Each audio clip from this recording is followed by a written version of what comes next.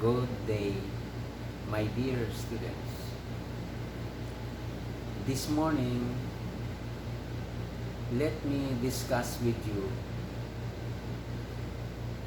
problems in chapter 14 of our textbook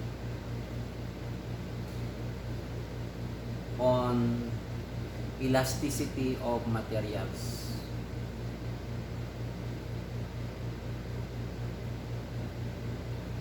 When we speak of elasticity, we are referring to the natural property of a body made up of matter, and we call this body as material body. Elasticity, being a natural property, is also governed by the law of nature.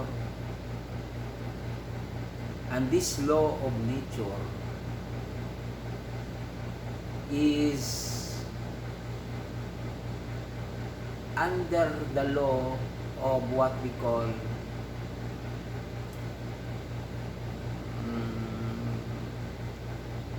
Hooke's law. Hooke's law is a simple general law. And this law operates in any material body that is subjected to a force.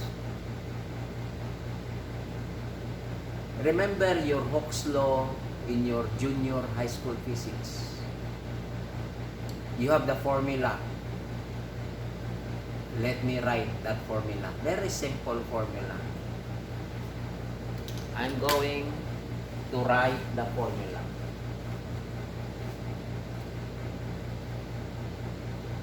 F, the applied force, F. This is the force that will produce a change in the length of a body. And this change of length happens when there is that applied force F.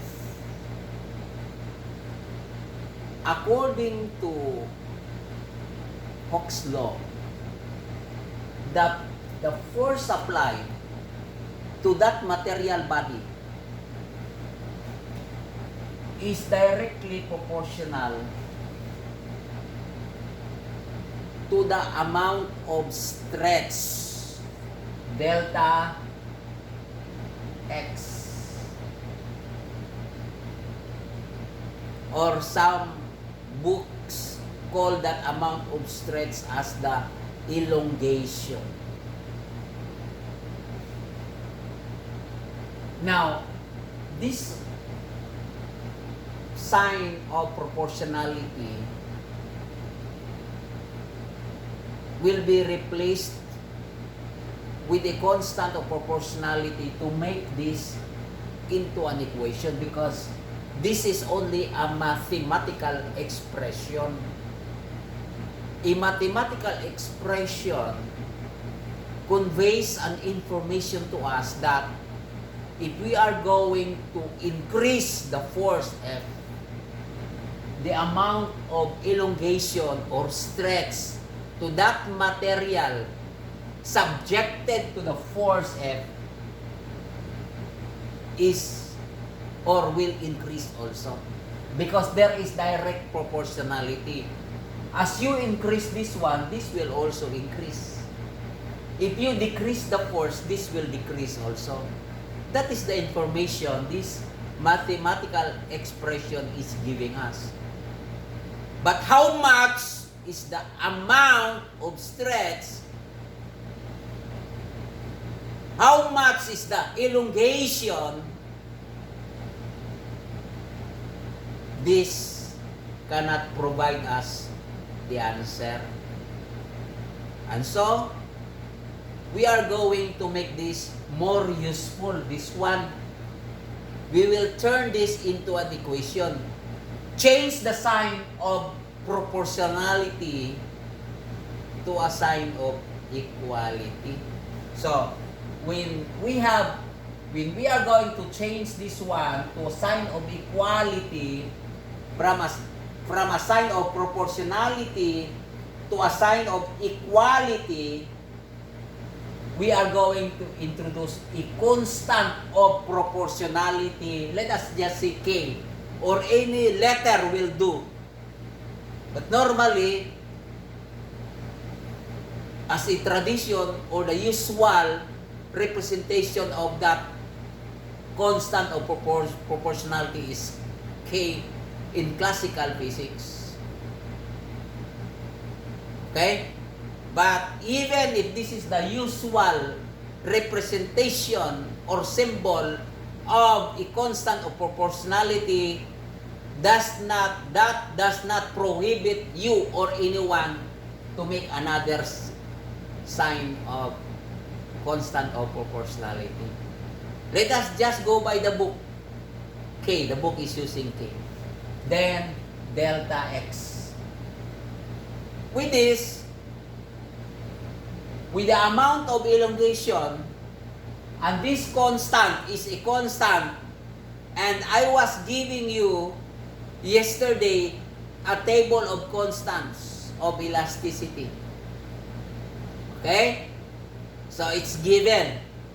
It's already known. But of course, not all materials have known constant of proportionality. So that will be your future determination. Okay? You can perform an experiment to determine the constant of proportionality to a particular material. This is what we call elastic constant. Other books call this one as the force constant. Okay. So this one, very simple. Okay. Now, in chapter 14, we go deeper. We go deeper. We now go to that elastic constants dealing with elongating force, compressing force, and the shearing force. But because in every force applied, that is applied per unit area. So you have here force per unit area. Okay? So force per unit area is specific. Not just a force to anything else, but force on a specific area. Okay, the area could be the area of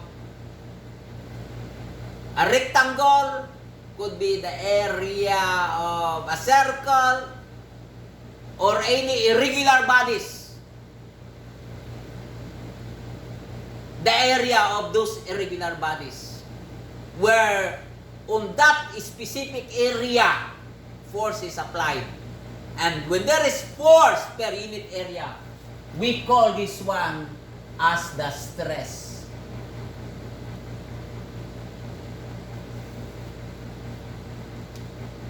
And this stress will produce an elongation or a change in the length. Delta L per original length or initial length. So we have what we call the change in the length per initial length. Other books call this one original length. Original length refers to the length before the stress is applied. So that is L. But in the book we are using, this is called the initial length. Meaning that length before the stress is applied. And this stress will result to delta L over L, which is what we call the strain. This is the strain. This is actually a fractional change of the length of the object, of the volume of the object. That is strain, a fractional deformation of a material subjected to stress. Okay. Now, the delta L here over L is directly proportional to the stress. In other words, they are directly proportional to each other. Directly proportional. Directly proportional to each other.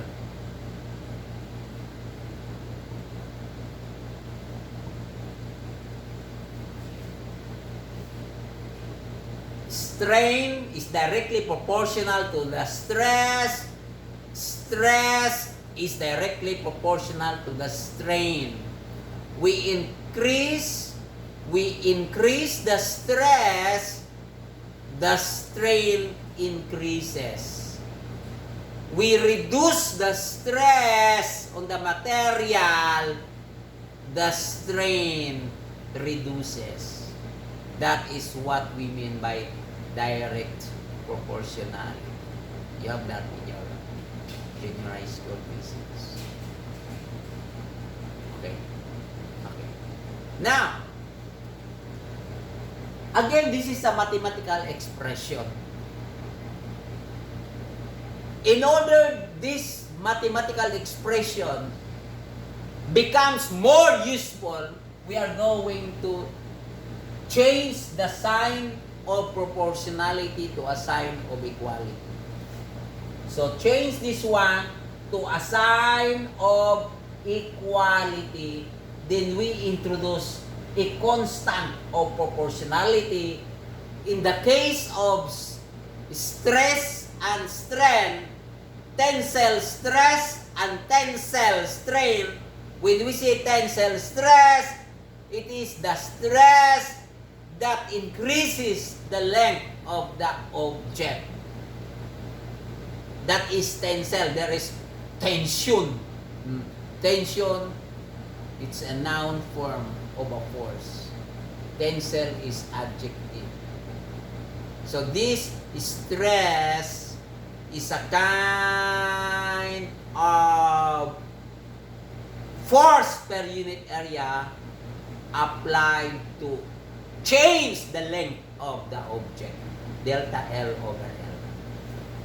So we introduce here a constant of proportionality, and for a tensile strain with a tensile stress, the constant of proportionality is 1 over y. And this 1 over y is the constant of proportionality. We call this one as the Young's modulus of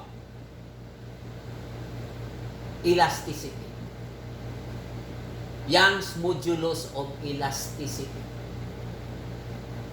And this one has a constant value, and I sent you the table of constant values for different materials. You look at the last readings I gave you with that audio. Okay, I had an audio. You press that audio.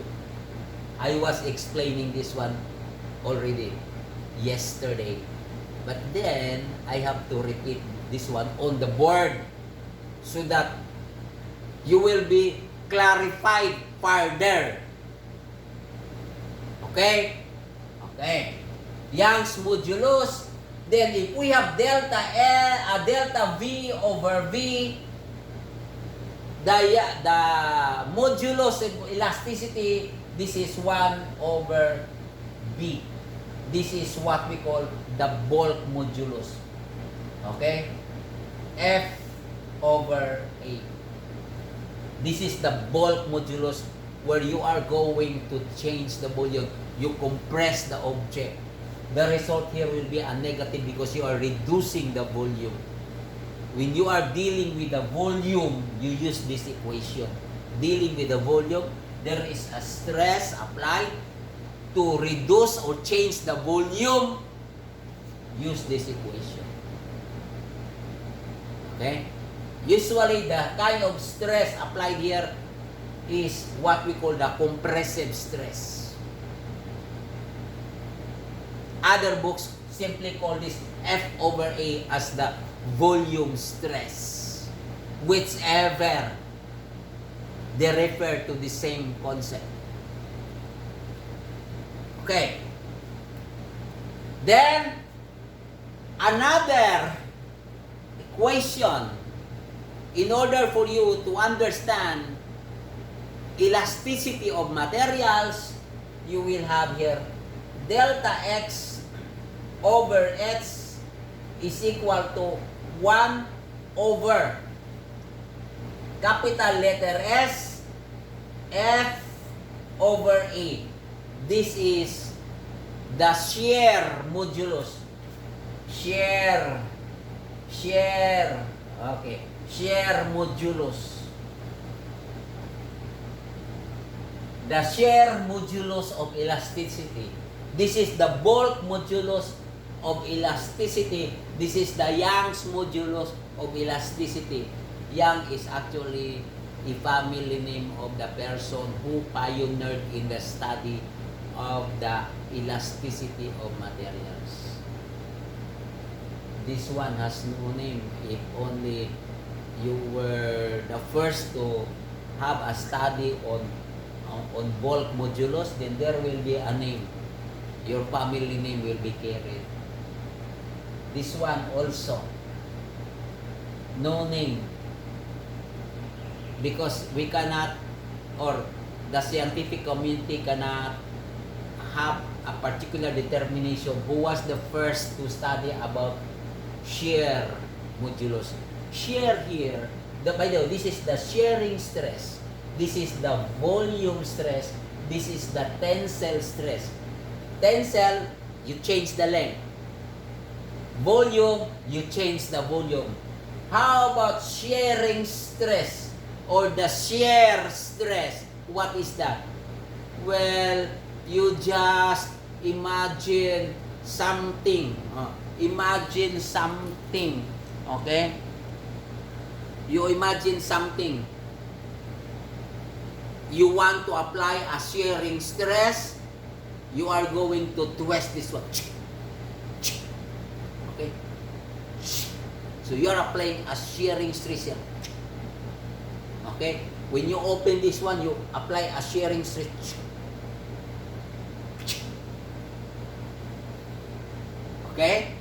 So, shearing stress is, have you eaten a shakoy bread? Shakoy, or just like looking at how the rope is being made, the rope, the abaca rope, there is that shearing stress applied there. So, okay? Okay. Now, so this is it. We now proceed to the problems of elasticity of materials. Okay? We'll proceed. I'm going to erase this one. Erase. I am going to erase. Okay. Erase. I'm erasing. Okay. Okay. Already erased. Okay. Now,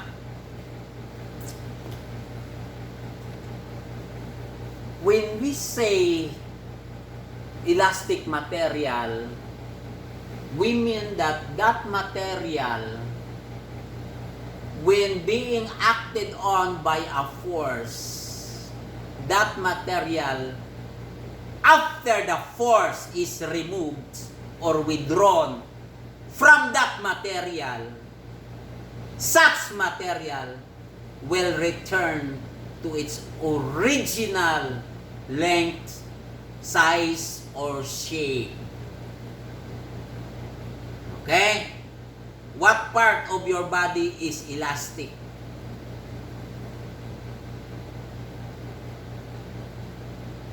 I will answer my question.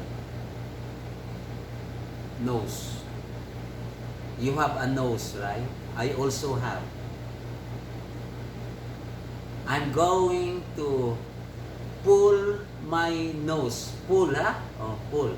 I am going to pull my nose. Ready, get it, go! Pull! So there is that force.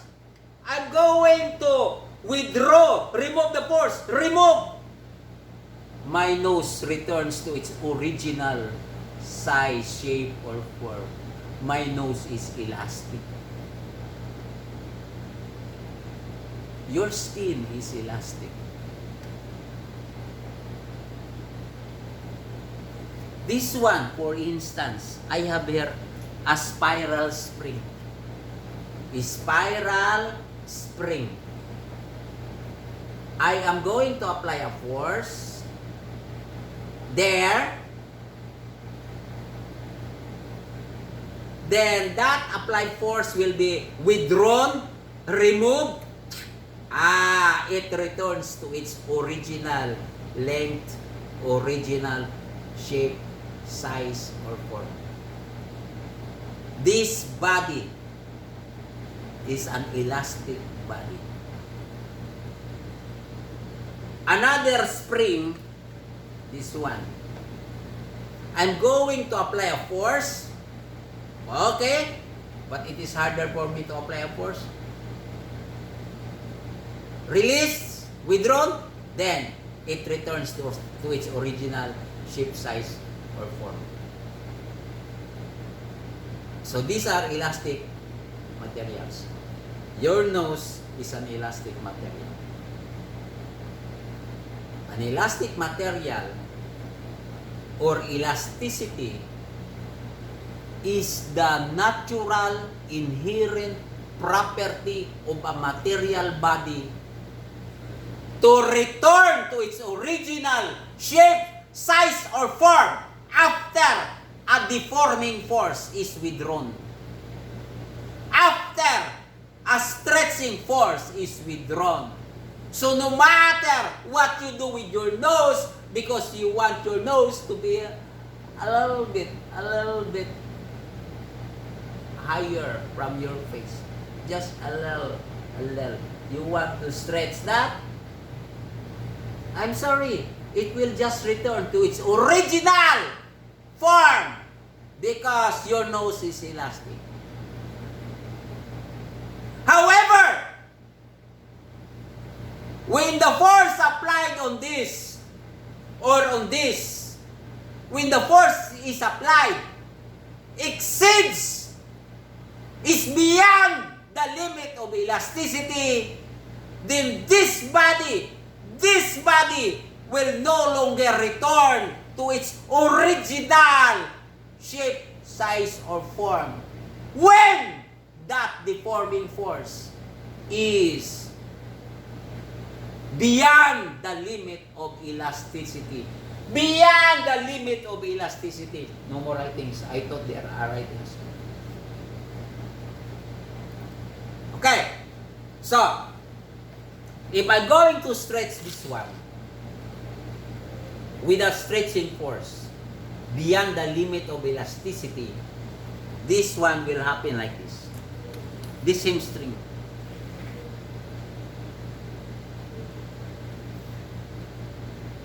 It does not return anymore to its original shape, size, or form. Because the force applied here exceeds the limit of elasticity. The force applied to stretch the spring was beyond the limit of elasticity.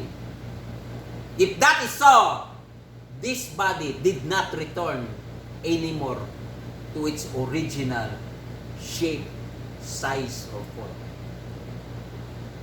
So this is all about elasticity, and there is a limit because anything in the universe has a limit.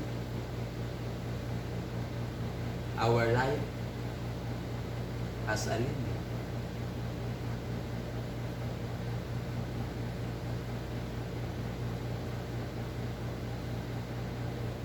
What we want has a limit.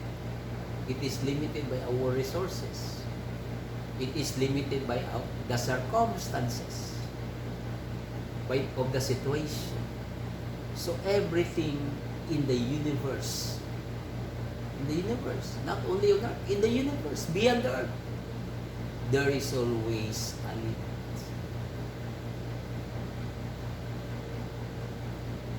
In natural life, our life, a lot of limitations. And once we go beyond the limit, you will suffer because that limit which you are supposed to observe will make you unnatural. I can discuss that further, but then because we are strictly confined with chapter 14, let us just confine with chapter 14. Okay, now let us have some problems. I have here the book. I have the book here. By the way, before going to the problems, let us understand the constant of elasticity. The constant of elasticity here versus the constant of elasticity of this one. The short spring and the long spring. The short and the long. Which of the two springs has bigger elastic constant? Which of the two? Let us try to make that determination here. I'm going to hang the spring. I'm going to hang the spring. Okay. I hope you can see the spring, huh? I'm going to swing this one. Oh, it's swinging. The spring is swinging, moving. Okay. Then, I'm going to hang a load here. The load here is having a mass of 200 grams. How do I know that this one has 200 grams? Well, there is a label here. There's a label, 200 grams. Okay, 200 grams. Okay. I'm going to hang this one. Here, I'm going to hang. Okay? Then, after hanging this one, observe. And then, after that, this one. In other words, we are going to determine which of the two springs has bigger elastic constant. The short, this one, the short, or the long, this one, long, short. Okay. Which has bigger, greater elastic constant. Okay. So, I'm going to hang again, this one, hang there. I'm going to place the load here, load there. Okay. The load. And then, I'm going to allow this one to down. There. So you see the amount of stretch delta L from the original length or initial length about this length, about this length, about this length, about this length to the final length, this one. So from this length, initial, to the final length. From this length to the final length. So there is an obvious change of the length because of the application of what we call force. Hang at the end. This end is fixed, this end is free to move. Down. Okay. Our question was or is, which of the two springs has bigger, greater elastic constant? Okay? Okay. Now, I'm going to remove the load. Remove. Okay. It returns to its original. It returns to its original length, initial length. And therefore, the force applied coming from this load did not exceed the limit of elasticity. The force applied is just within the limit of elasticity, not exceeded. The limit of elasticity is not exceeded. Therefore, when this load was removed, the spring returns to its original length. Okay? Okay. So, original length, then when it was stretched up to this point here. Okay. Now, this one, let me have the long spring, the bigger spring. I'm going to hang this one.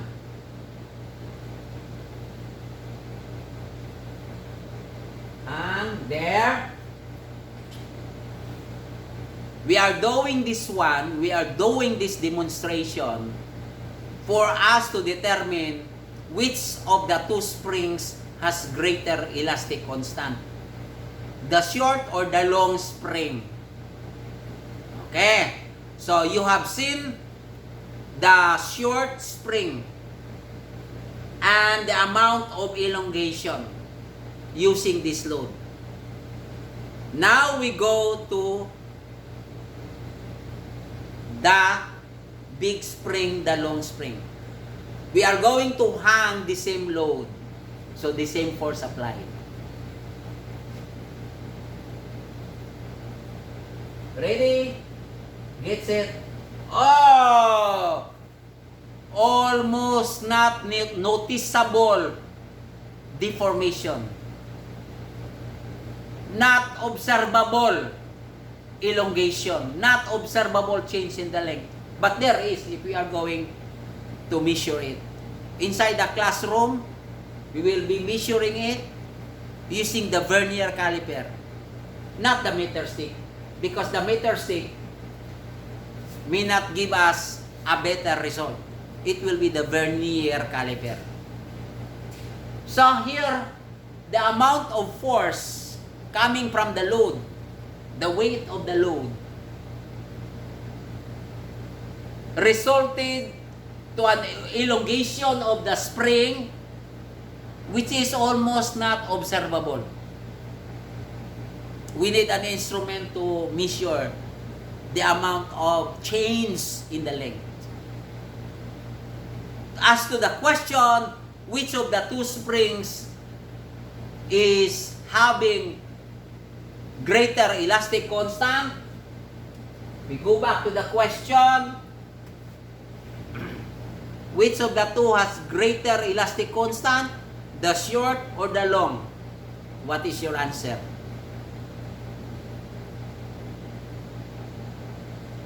The answer is, this one has greater elastic constant because you need greater force to change the length of this one.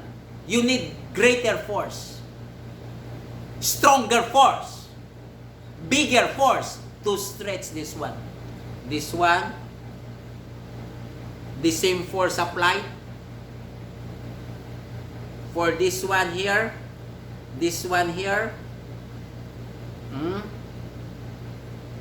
almost not observable. Okay? Ready? 1, 2, 3. Oh, the deformation or the change in the length, delta L, is very small. Okay? Less than 1/2 of a centimeter, less than even almost just a millimeter change. Okay? But for this spring, okay,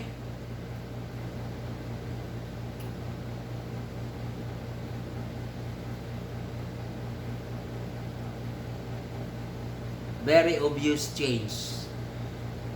The delta L change in length is obvious. And so, going back to the question, which has greater elastic constant, this one has greater elastic constant. This one, smaller elastic constant. You need just this body to stretch this one with obvious change in the length. This one, you need greater force for this, greater load for this, because this one has stronger, greater, bigger elastic constant. Okay. Okay. Now we go to the problem. Problem number 66. I will read the problem. The anchor rope of a sailboat is a nylon rope of length 60 meters and diameter of 1.3 centimeters. So, in other words, the sailboat is being tied to a nylon rope with a length of 60 centimeters, and this nylon rope serves as an anchor rope. Diameter is 1.3 centimeters. 1.3 centimeters, about the length of my fingernail, thumbnail. This is about 1.3 centimeters. This one. That's the diameter of the nylon rope as the anchor rope. You need to have an anchor rope of your sailboat or bangka, because that will be, okay, that will be what's transferred by the waves from one place to another place, from one location to another location. Okay? There will be a displacement by the waves of the boat, so you need an anchor rope. Okay? And then, while anchored during a storm, the sailboat momentarily pulls the rope, okay, with a force 1.8 times 10 to the exponent 4 newtons, or 18,000 newtons. The question now is, how much does the rope stretch? So the anchor rope will be stretched by how much? What equation? Use this equation. Delta L over L is equal to 1 over Y F over A. Okay? You are asked, how much does the rope stretch? How much? So, you are asked of this delta L. So, delta L, this is the amount of stretch. Delta L is the amount of stretch. Is equal to L over Y F over A. L is given. This is the length of the rope. the length of the rope according to the book is 60 meters. Y is constant. I gave you the table of Y value. The elastic constant of a rope given. I sent that to you yesterday. So, no need to solve for this because this one has a constant value. F is the force given by the book. 1.8 times 10 to the exponent 4 newtons. 1.8 times 10 to the exponent 4. That is 18,000 newtons. F is 18,000 newtons. A, the area of the rope. The rope is a cylinder. So the area is a circle. The area of a circle, A equals pi r squared. Okay? Or this is equal to pi diameter d squared over 4. They are just the same. So area can be solved. Okay? The diameter is given 1.3 centimeters. Diameter of the rope, about the length of my thumbnail, 1.3. So diameter is given. Pi is constant. You can solve for A. You can solve for A. F is given 1.8 times 10 to the exponent 4 newtons. L, the length of the rope given. Y, constant. Constant. I sent you constant values of Y and also constant values of B, the bulk modulus, also constant values of S, the shear modulus. This is the Young modulus. I supplied you all those values to be used in solving the problem.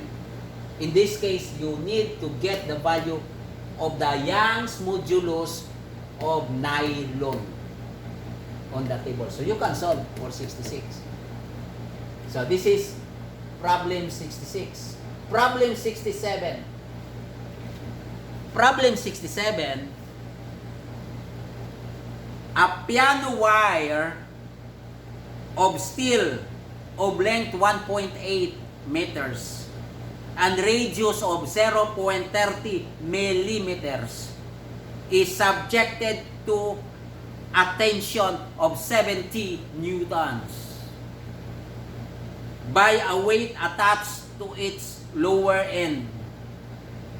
By how much does this wire stretch in excess of its initial length? By how much? So, use the same equation. So, the equation will remain the same. By how much? L is equal to L over Y, F over A. L is the length given. Steel has a constant value, Young's modulus of a steel. On the table, I sent you. Okay? I sent you the table for the value of the steel. F given 70 newtons. A, the area of a wire. You use the same equation here for the area of a circle. Okay? So use this equation. And given there in 67, given the radius, so use this equation, radius. But then, you have to apply the conversion, my dear students, conversion, the mm, because the radius given in problem 67 in millimeters, you are going to convert that to meters. Okay? Convert that to meters. Okay? So, use this equation.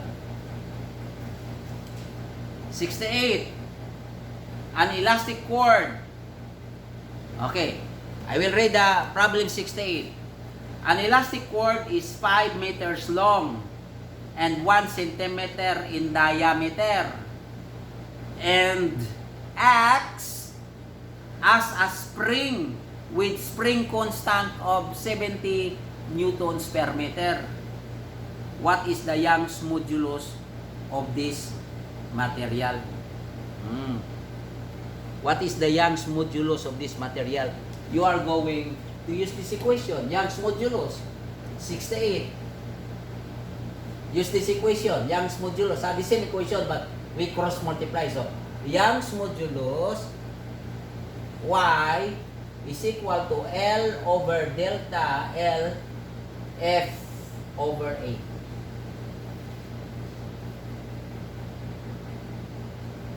Everything is given. Okay? The F there, that is, let us look at the F.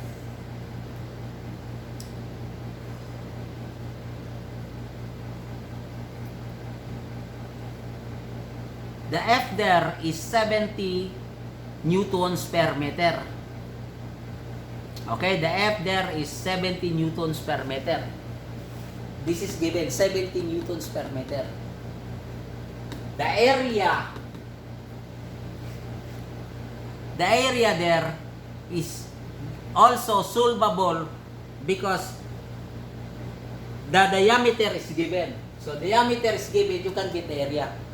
Diameter in centimeters, but then you are going to convert centimeter to meter conversion. Okay? So you get the area. The L is given. The L is given 5 meters long. Okay?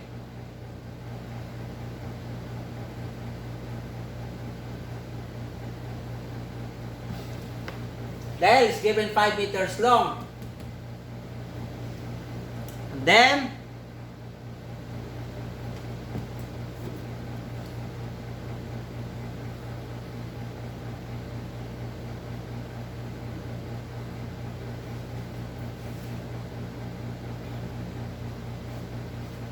the Y here is 1 meter.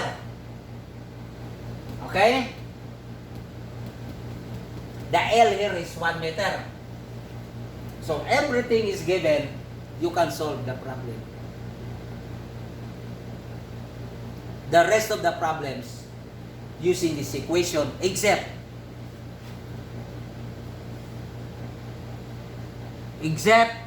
equation problem number 70. Problem number 70. 69, 70, you will be using delta B over V equals negative bulk modulus.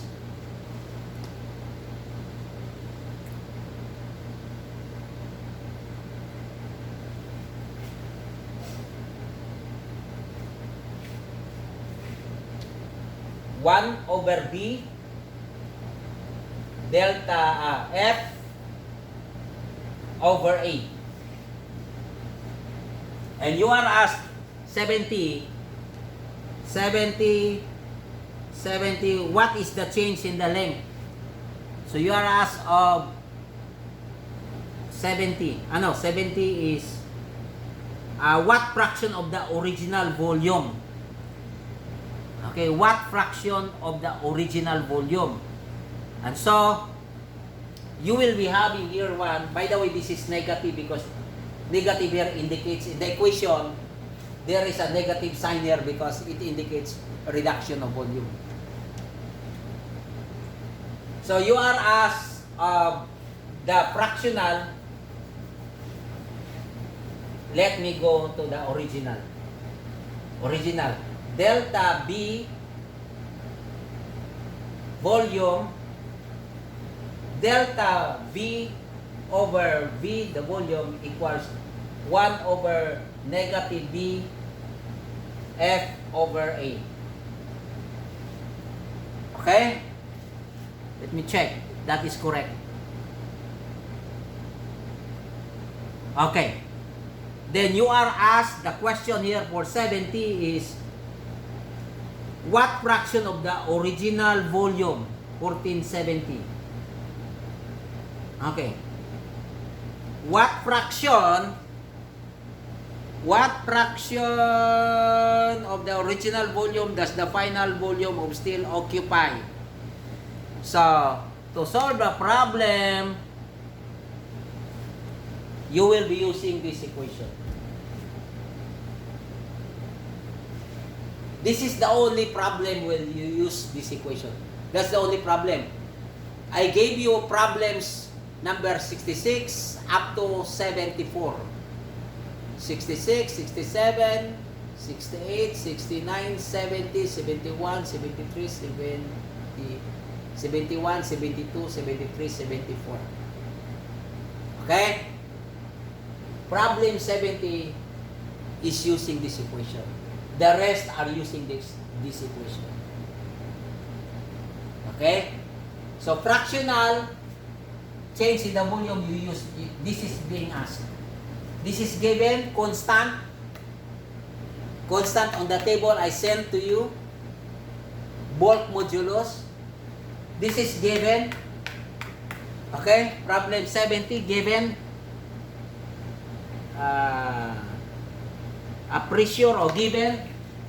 F over A already given. F over A, this is a stress. We also call this one as pressure. Pressure is force per unit area. So the pressure is given, F over A, already given in the book.